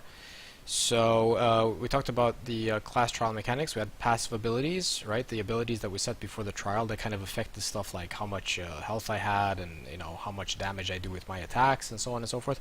The active abilities was shooting stuff like shooting lines of dialogue, selecting truth bullets, of course, also for non-dialogue use. We had the hangman mechanics, and we could break those down into more detail. We had the reenactment mechanics. We had the panic talk action, bullet time battle. I think panic talk action is what they call it in the sequel. Not really that many more mechanics, right? So this is essentially a pretty good, I can zoom out here, this is a pretty decent breakdown at the high level of what the game is composed of.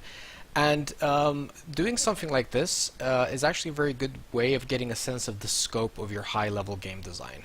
Because you could essentially ignore this part of the game, because this is just about how we are structuring the things that kind of exist over here.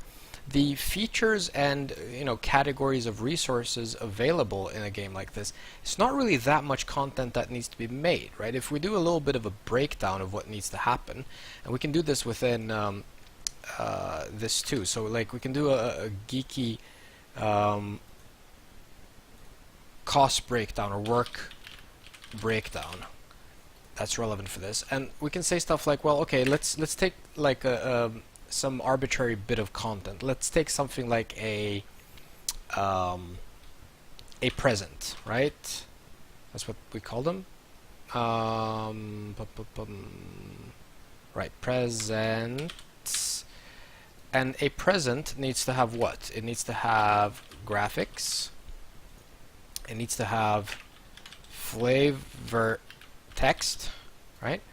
It needs to have some sort of logic attached to it. And when we say logic, what we mean by that is so whenever that present gets used, when you give the present to one of the characters, for instance, there needs to be some way of identifying whether the present is one that the character will like, or one that the character will not like, or if they're going to be indifferent to it or whatever.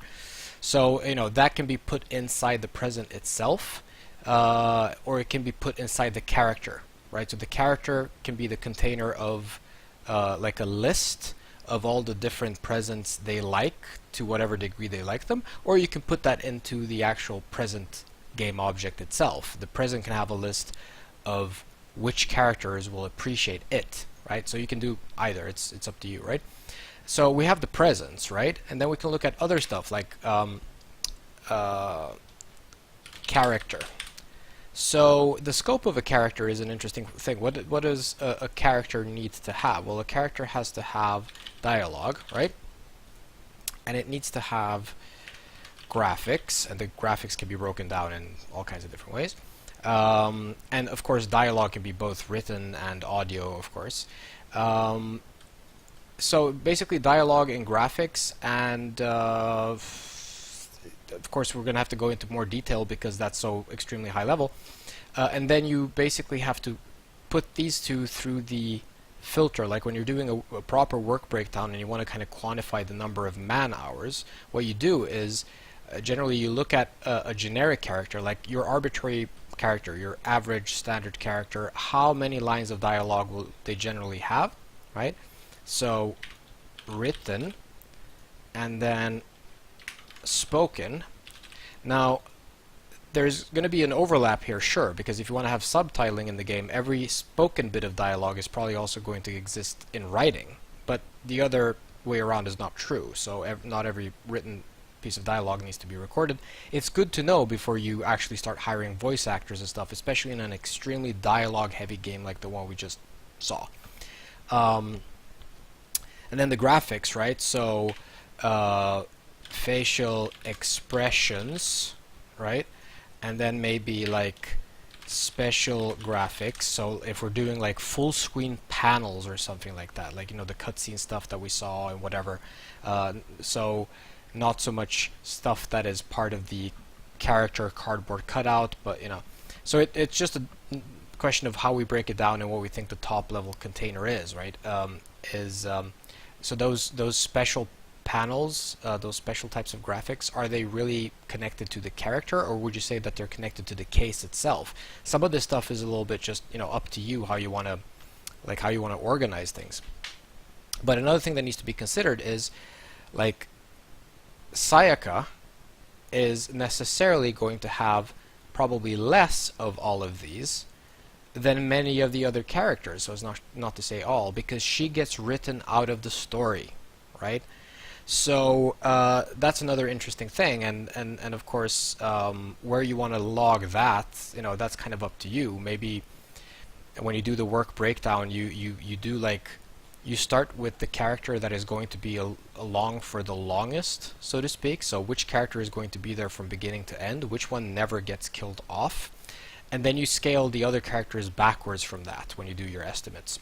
And then you have other stuff. Well, you have stuff like environments can be broken down further, and this is all just like the different content stuff. So we could basically write content, right? And then we could take all the content and we could put it in here, and essentially, you know, we've done much of the content here already, but not for the purposes of doing work breakdowns.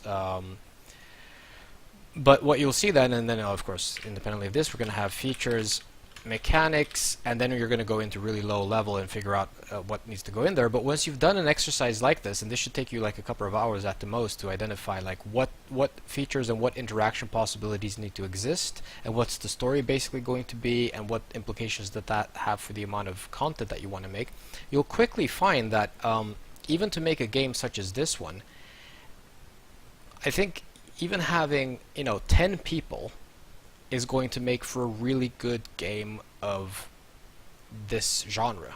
And I mean, look at what just happened. I think, of course, it's not as interesting to play a game like this with me playing it and narrating stuff in my boring voice, but like, imagine that you had played it for real, and those of you who have played this for real in the privacy of your homes with, like, you know, the ambience being right and whatever, will agree that this is a pretty exciting game, and it's a pretty exciting game that doesn't get exciting because they're throwing a lot of expensive assets at stuff. The quality of the game stems from the quality of the writing and the quality of the content and some of the direction, but the actual tools they use to get their points across and tell their story are very simple. I mean, some of the more elaborate things that they're doing from a pure, should we say, kind of difficulty scope point of view is, you know, cutscenes like the one we're about to watch just now, right? So that's to kind of show that this is one of the reasons why I wanted to look at this game, is that this genre of game is really easy to break down. If you were to look at like a AAA type game,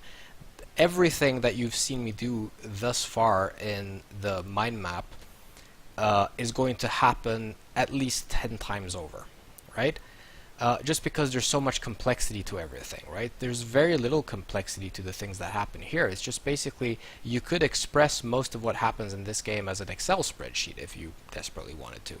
Whereas with something that has a lot of like second-to-second interacting and controls and what have you, it's going to be a lot more complex than that. Like, you're going to have a really hard time expressing stuff like the climbing mechanics of an Assassin's Creed or an Uncharted in the mind map format. I mean, you can, of course, identify that it's going to exist, but the work breakdown is going to be much more difficult. Whereas for a game like this one, the work breakdown that you identify at the high level is going to be very close to what actually ends up going into the game. There's going to be a lot closer of a relationship between what goes into the mind map and what's actually possible in the game. There's not going to be as many blanks left to fill in, and you could basically design the entire game almost in that mind map formula, with the exception, of course, of the dialogue writing, because if you write dialogue, especially this much dialogue in the mind map formula, you are insane. You probably have your dialogues in some other much better piece of software, even an Excel spreadsheet for easy localization and stuff, right? So I thought this was that was a good reason to look at this genre, because it lets us do a very simplistic breakdown of what goes on under the game's hood without making a total caricature of it.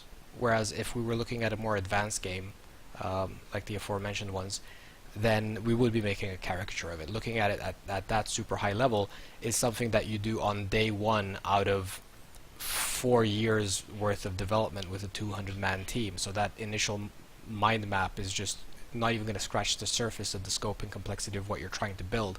It's probably still useful for the creative director to get a sense of where they are in their own brain, but it's not going to be nearly as useful to the dev team as a mind map like what we just made would actually be for someone making a game in this genre. So that's it. So I'm getting more of these mono coins now because I got good results. Looks like you've reached your verdict. Then are we ready to cast our votes? You all have a lever in front of you. Use it to make your selection. Oh, just to remind you all, make triple sure you vote for someone. You wouldn't want to be punished for something so minor, right? Okay, then let's get excited! Who will be chosen as the Blackened? Will you make the right choice? Or the dreadfully wrong one? What's it gonna be? What's it gonna be?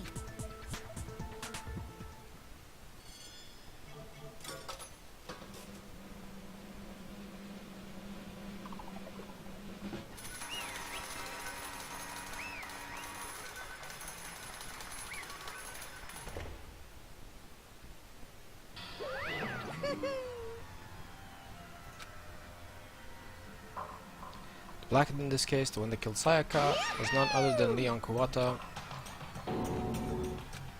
Because obviously Monokuma knows this because he saw it saw all of it on the videos and so on.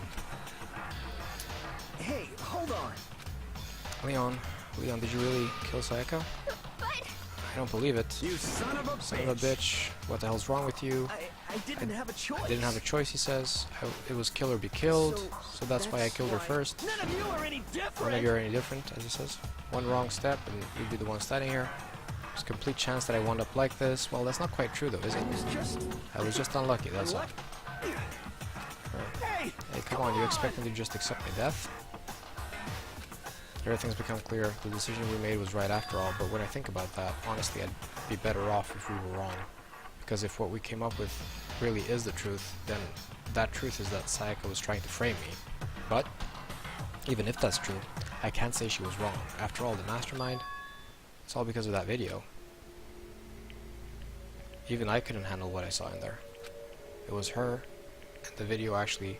If I was her and the video actually had something to do with me, I can't even imagine. Now we're trapped here with no way out. They're probably waiting for me. Can't afford to be stuck in here. The one thing that was more important to her than anything else, her dreams, her friends. To see something like that happen to him, Sayaka. I did whatever it took to reach that dream. I mean it, even some things that weren't so pleasant. That's why Sayaka, for the friends that meant so much to her, that's why she betrayed me. So when she said, No matter what happens, please always be there for me. I need you on my side. she was lying to me from the very beginning. She was using me. Is that why she talked to me in the first place? I guess I'll never know. Because there's nothing I can do to ask her what she was thinking. Once you're dead, that's that. Boy howdy, the entertainment industry must sure be terrifying, huh? I mean, to try and kill someone just because of those relationships. She seems so nice and lovely on the outside, but inside she descended into pure madness. What did you say? I understand, I really do. Yep. You're in utter despair thanks to Sayaka's betrayal, right? Compassion, intimacy, love. The stronger those feelings, the stronger the despair when they collapse. Stop screwing with us. This is all your fault. Sayaka being forced to do something like that. All of it, everything. It's all your fault. Suddenly in a frenzy, I lunged at Monokuma, but... That's enough. As angry as I was, Kyoko lashed onto my arm without hesitation. Her grip was like iron, strong enough I was sure it would leave a bruise. Calm down. If you really want to make her enemies pay for what they've done, you need to let it go for now. Damn it. That was a close one. I thought for sure you were going to give me a good walloping. Just barely avoided punishment, you did. Yes, indeed. Now then, since you so magnificently revealed the identity of the killer during the class trial, the blackened Leon Kuwada will receive his punishment. Punishment? You mean execution? Wait a second! Now, I wonder what the selection criteria is for what dialogue they choose to record and what they don't. I mean, the optional stuff, absolutely, I choose not to record that. But so much of what we just went through could have been recorded, and I'm just wondering why they choose to only just now start doing the recorded voice again for Leon's sake. And it stops again. I didn't have a choice, I had to kill her. Yeah, that's it. I was just protecting myself in the heat of the moment. It was self-defense. Is that okay? How exactly was it self-defense? When you forced your way into the bathroom, did you or did you not use your very own toolkit? After she shut herself in the bathroom, you went out of your way to head back to your own room. Then you came all the way back, broke into the bathroom, and killed her. Am I wrong? Do you understand? You had any number of chances to stop what you were doing, but you chose not to. Is it not because you had an unclouded intent to commit murder? So... No, that's not... Stop it. I've had enough of this. Oh, Are you sure? You were closer there than anyone, were you not? You killed your precious Sayaka, do you understand? I can't say Leon is solely to blame. Of course, I don't plan on blaming Sayaka either, because the one to blame is him. Stop. If it weren't for you, this never would have happened to Sayaka or Leon. We shouldn't be fighting each other. We should be fighting against the one who put us in this situation, the mastermind. Oh, did you awaken to your sense of justice? Well, it just so happens that there's nothing more unethical than an unwavering sense of justice. After all, it's people with that sort of mentality that perpetuate war all over the world. I'm not sure that's true. Also, war is not inherently bad, so... Or rather, not inherently the worst thing that can happen. Is that the kind of justice that's awakened within you? Just shut up. Monokuma's morality is strange. Okay, well, anyway, more importantly, let's hurry up and get to what everyone's been waiting for, the punishment. I'm begging you! Please! Don't do this! Hey, come on now. No more begging, no more excuses. You must pay the penalty for breaking the rules. Society demands it. Another reason that they made the calls that they did with respects to the dialogue is that the dialogue may have been up for changes up until very late in the day, and they only ended up with the recorded audio for the stuff that, you know, was kept. Which means that they could have had recording sessions where they actually recorded more dialogue than what ended up in the final game, and by the time they did the rewrites, the dialogue could no longer be used in the original form, so they had to throw out the lines of dialogue, and that's why you're getting a bit of inconsistency here. Stop! Please! Now then, I prepared a very special punishment. No, no, no, no, no, no! Let's give it everything we've got!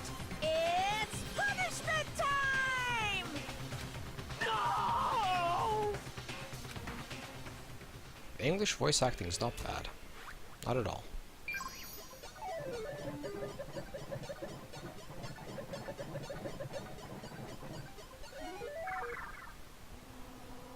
You okay?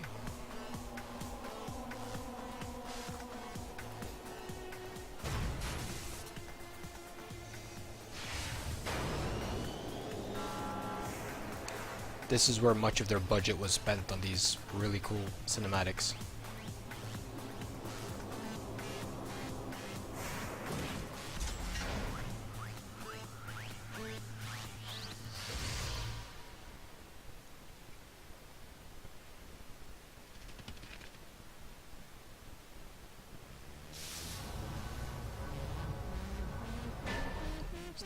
Still using a lot of the assets from the game itself.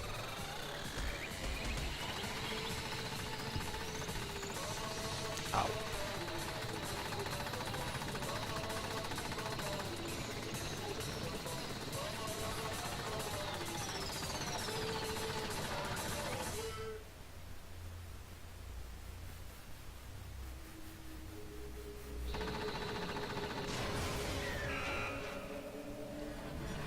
Yeah. It's pretty gruesome.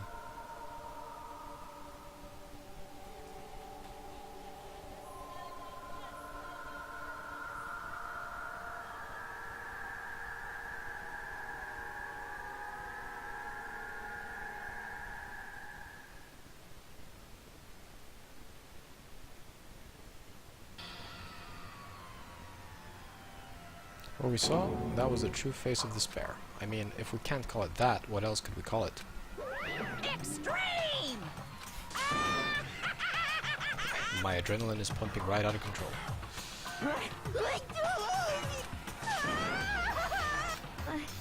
I can't take it. Do we really have to keep doing this? I just can't take it. Well, Hey, if you don't like it,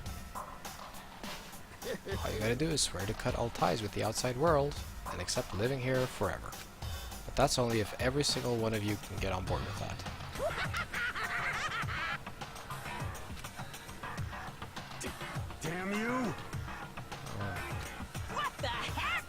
Make it sound like I'm some dark, awful secret society type of guy, or in this case, a dark, awful secret society type of bear.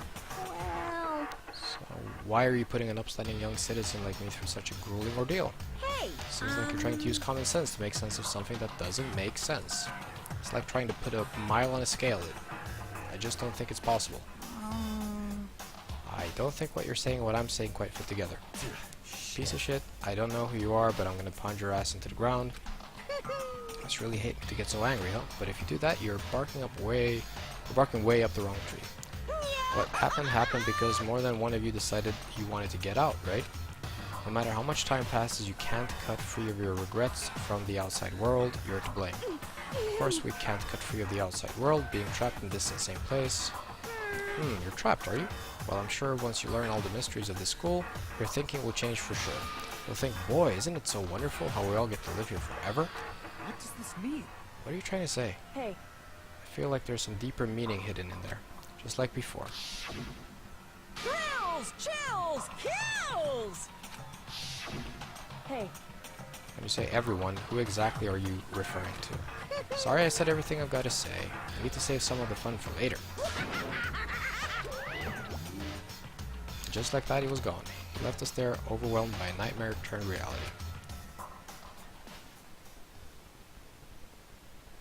Even after he was gone, we stood there forever, unable to move. Actually, no, it wasn't that long, I think. Everyone just lost their sense of time. We were all too scared. Scared of being alone.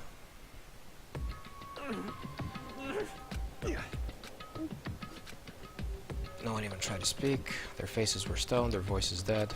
But it was in that moment. just a second. Makoto, can I talk to you for a second? She moved in close and whispered into my ear. Makoto. Before we head back, there's something I want to talk to you about. It's about Sayaka, isn't it? Surprised you figured it out. Listen. I told you before the class trial started, you had to figure out the mystery of this case yourself.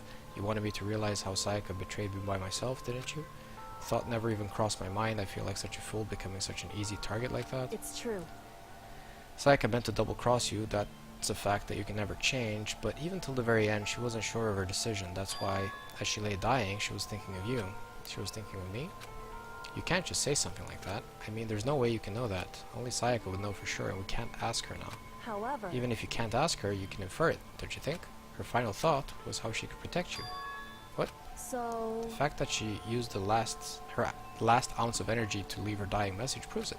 If she didn't care what happened to you, she never would have left that message. Well, maybe she just wanted to get back at the person who would kill her. Certainly. That's certainly one possibility, but I don't think that's what it was. Anyway... She was uncertain. She wasn't sure she could kill someone or deceive you, which is why her plan failed. Her hesitation attracted failure. Right. It's almost ironic when you think about it. Why are you telling me all this? Because you're the kind of person who can overcome this. Because you can move past the deaths of your friends, Sayaka and Leon, and keep moving forward. Correct. Without someone like that, the others would never be able to break free of such a desperate situation. Move past their deaths. I could never do that. No. I'm going to carry them with me the rest of my life. How could I possibly move past something like that? Leon, Sayaka, I'll carry them with me forever. I'll carry their memories with me wherever I go. So instead of forgetting them, you're choosing the hard road. Well, I have high expectations for you. As she said that, she revealed the smallest smile. Hey. By the way, I have to admit, I'm curious. How did you know I wanted to talk to you about Sayaka? Oh well. I'm psychic. That's good writing. That's really good writing. What? Huh? Oh, nice. Kidding, I just have pretty good intuition. That's fucking clever. And that's it. And that is the game loop of Danganronpa. I mean, in the future there's going to be surprises.